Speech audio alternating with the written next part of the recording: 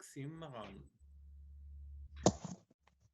All right, hi everyone, and I think we can start with this afternoon's second session.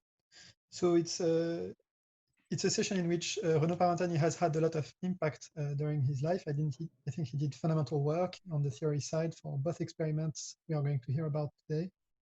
And we are going to begin with Jeff Steinhauer, who's been leading a group at the Technion for quite a few years and who's been working on the Hawking effect in Bose-Einstein condensates for at least 10 years and has had tremendous results in the very recent past. So Jeff, off you go. We cannot hear you. Can you hear me? Yeah, very good. Off you go. Okay, thanks, Maxime. And I'd like to thank the organizers for inviting me to give this talk. So I'll share my screen.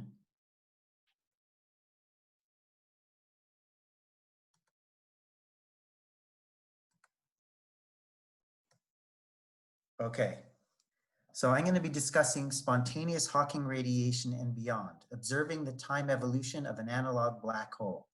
And this is work done at the Technion by me and the postdoc Juan Ramon and 2 students. So, okay. So this work builds upon a rich theoretical history, starting with Jacob Bekenstein, who said that a black hole should have entropy and temperature. Hawking then said that the black hole should radiate at the very temperature predicted by Bekenstein. He also predicted that the Hawking radiation should be stationary like black body radiation. And he came up with a temperature which is proportional to the surface gravity divided by the speed of light. Now, verifying Hawking's prediction from a real black hole is very difficult because the Hawking radiation is so weak. However, because the temperature is so low, but perhaps for smaller if we could find very small black holes, they would have a higher Hawking temperature, so maybe it could be observed.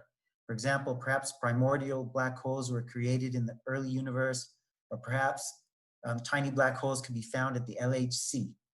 In 1981, Bill Unruh came up with the idea of an analog black hole, where sound plays the role of light.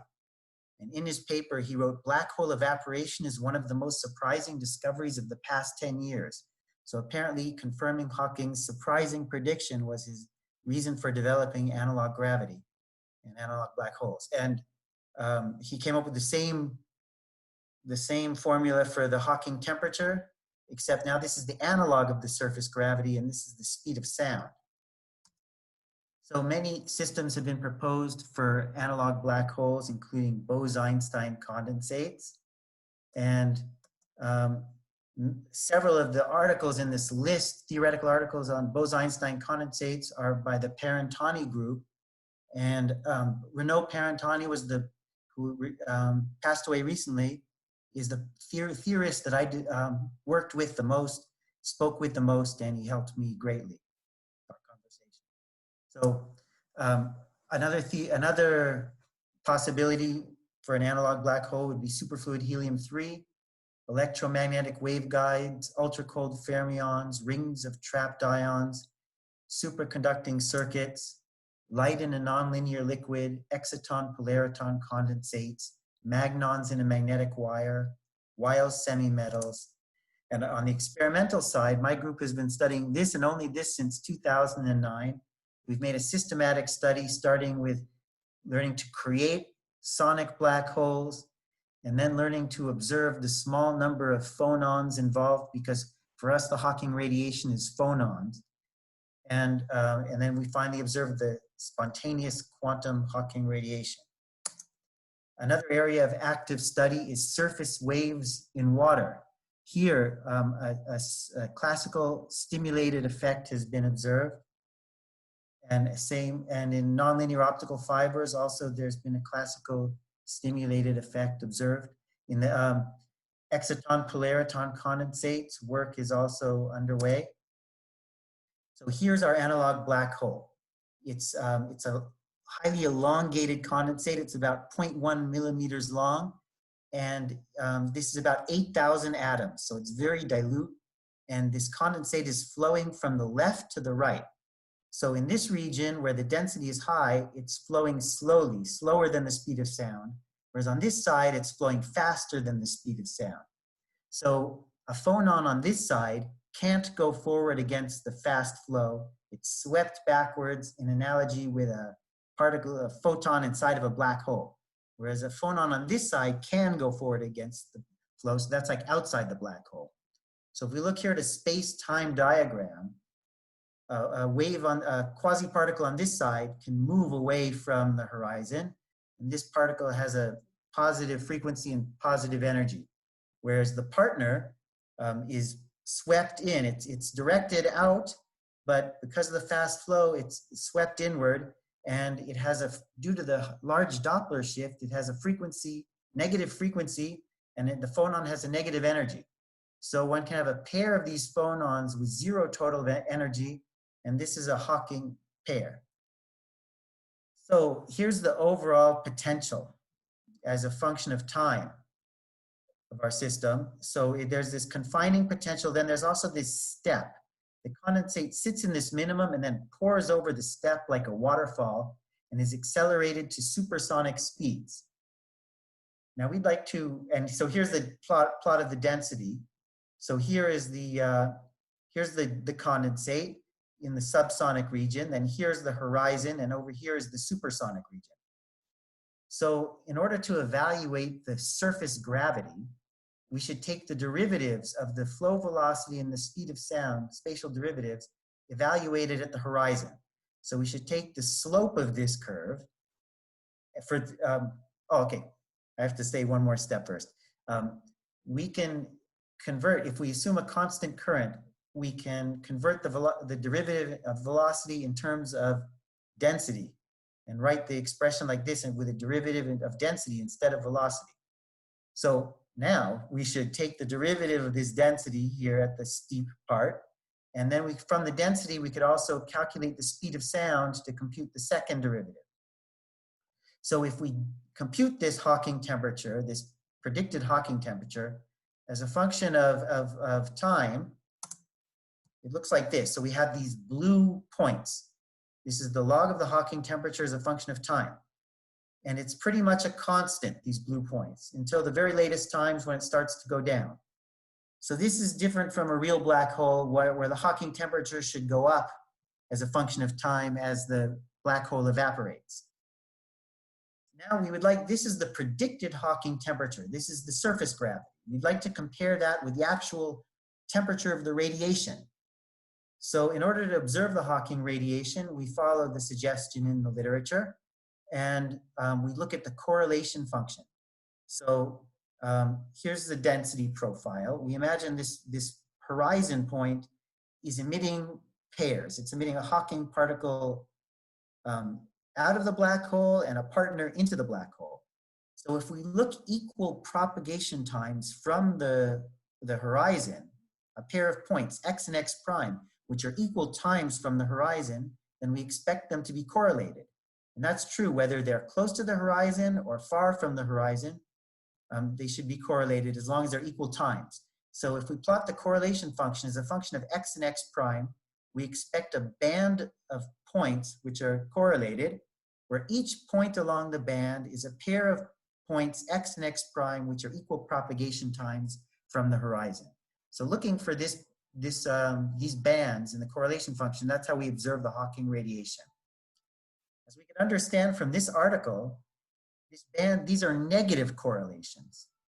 And the fact that they're negative implies that there's positive mutual information between the inside of the analog black hole and the outside. So now let's look at the experimental results. So each of these these are correlation functions at various times. And at each time we repeat the measurement thousands of times and compute the correlation function. And you could see the band of correlations. This is the correlations between the Hawking and partner particles. The correlation functions you see here were computed from a total of 97,000 repetitions of the experiment, which corresponds to 124 days of continuous measurement. So let's zoom in on these 6 here. This is the spontaneous Hawking radiation. So in each of these, you can see the band of correlations. And this up here in the corner, this is the average of all 6 of these plots. And so you can very clearly see the band of correlations. Now we'd like to convert this to a temperature, because this is a position space observation of Hawking radiation, but we want to compare it with the Hawking temperature. So we do that by a Fourier transform technique that we developed, but I'll just give more of an intuitive picture of how one extracts a temperature.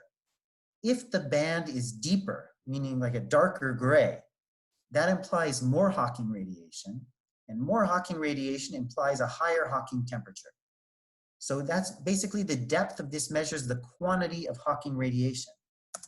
So, so these green points are obtained in that way. They're the quantity, the depth of that correlation feature. And you could see in the spontaneous period, they agree well with the blue circles, showing that the quantity is as expected for spontaneous Hawking radiation.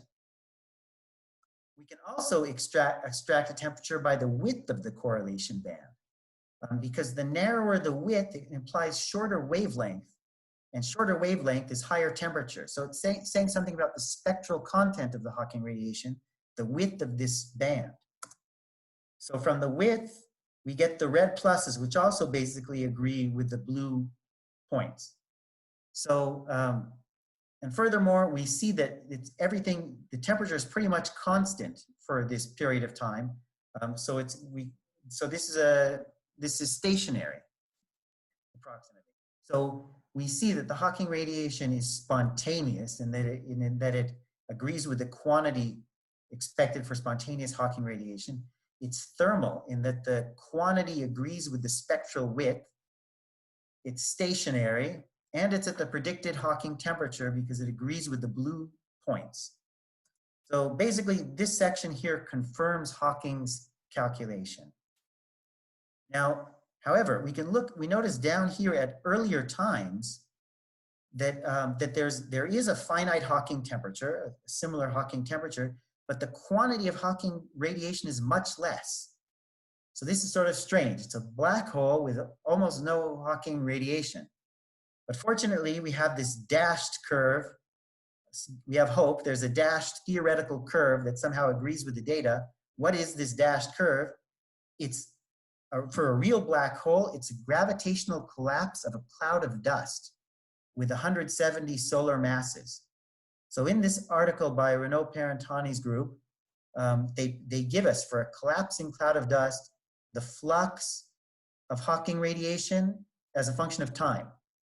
And we can assume that this flux is proportional to T to the fourth, Hawking temperature to the fourth, by Stefan Boltzmann law, and thus extract a Hawking temperature as the dust cloud collapses.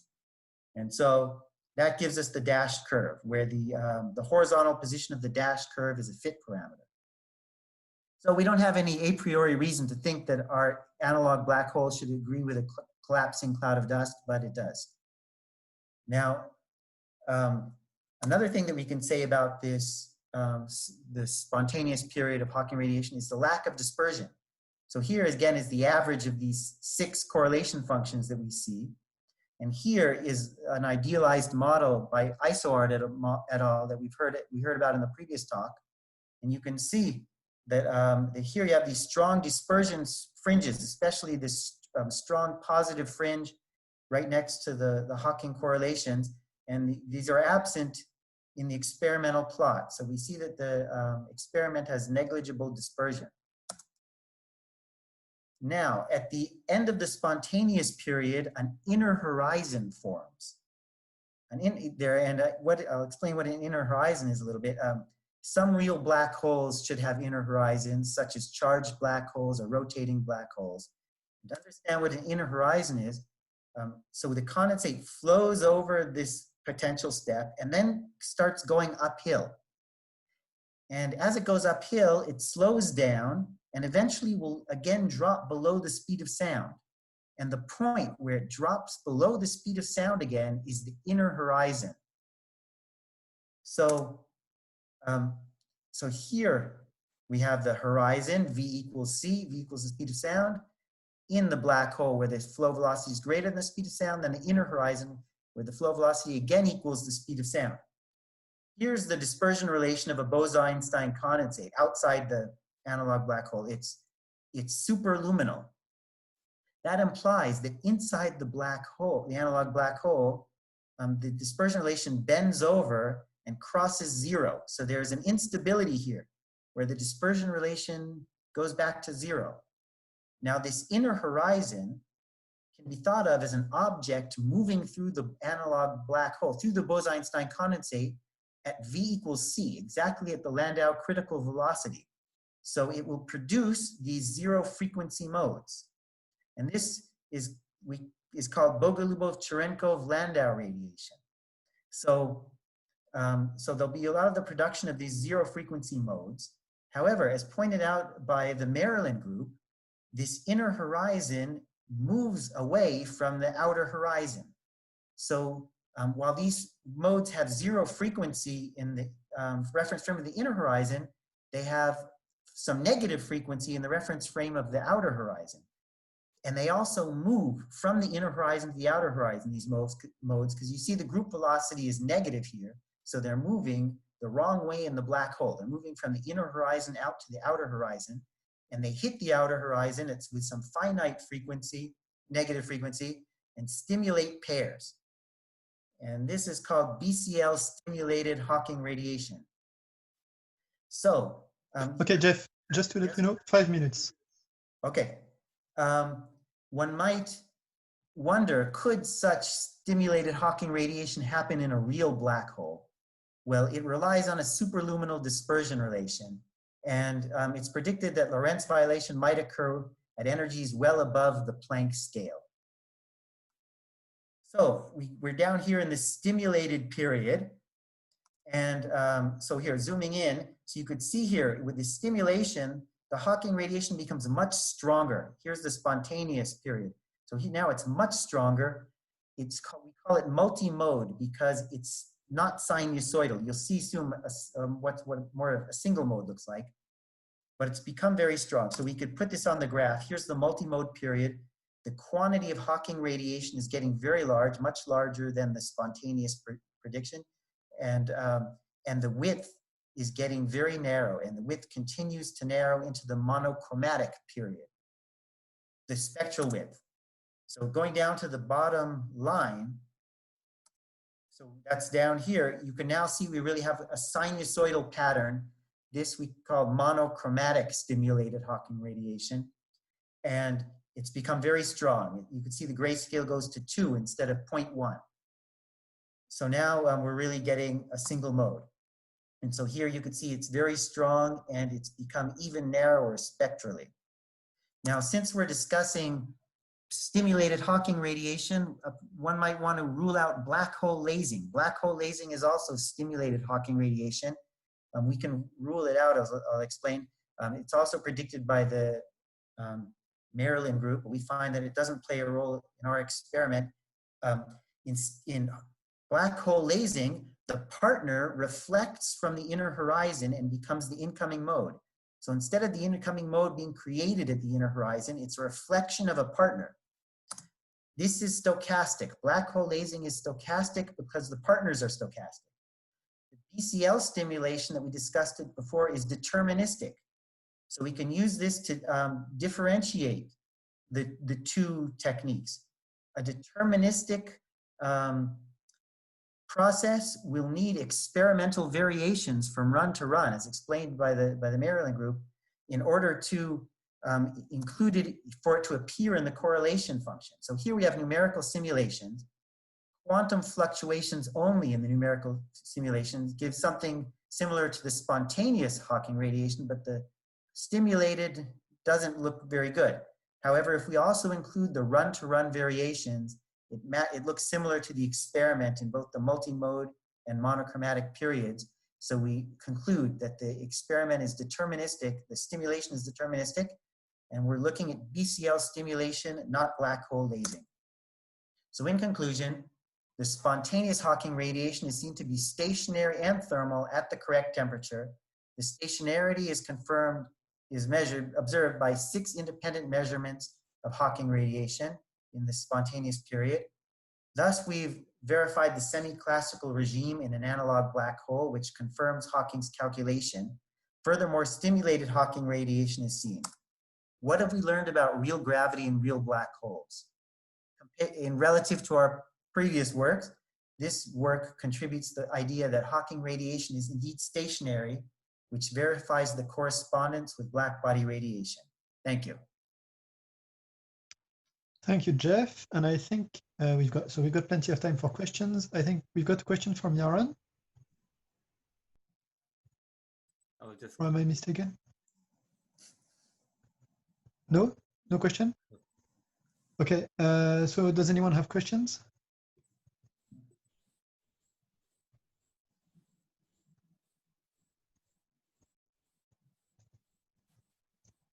Jeff, can I ask a question, Maxime? Oh, yeah, please, Silke, go for it. Just something you said at the beginning. You said, well, when you initially it seems you're sort of in correspondent with a collapsing cloud, like from black hole formation. Yes. So how much, when you do this, could you just talk a bit in detail how this time dependence works? Is it something you tune? How much can you change this? Okay. How do you understand it? So let me ask this way. Okay, well, even Renaud Parentani himself said this calculation is not simple. It's in his article called Primer for Black Hole Quantum Physics. It's the last page of the primer. So I'm not going to try to explain his calculation, but you're asking me how free are we to adjust this curve? Is that what you're asking me? Yeah, two questions. I mean, how free can you adjust it? And is it just what you, I mean, is that the curve you got, or did you somehow design it to get this curve? Okay, well, there are basically two fit parameters that I felt free to adjust. First of all, the Hawking temperature. I just took the average temperature in the spontaneous period and said, that's my temperature, my asymptotic temperature. So I basically fixed the dashed curve to agree at this point. That'd be the correct height. That's how I got a black hole of 170 solar masses, because that's the black hole that agrees here. Then the other parameter is the origin of time. Origin of time is not so easily understood in the theory. Even I discussed this with Renaud. And so the origin of time, I just shifted the dashed curve left and right until it agreed with a least square sense with the data. And those are the only two parameters. This overall shape is the only overall shape. I hope that answered the question. Yes, thank you. We have another question, I think. Yes, from Jaco. Yeah, so this is maybe more of a comment. So in the previous talk by Mathieu Isoard, he emphasized that he needed to take into account some set of zero modes in order to get basically agreement with the experimental data. And on the other hand, you talked about these modes, which are basically zero modes in the co-moving frame of the inner horizon.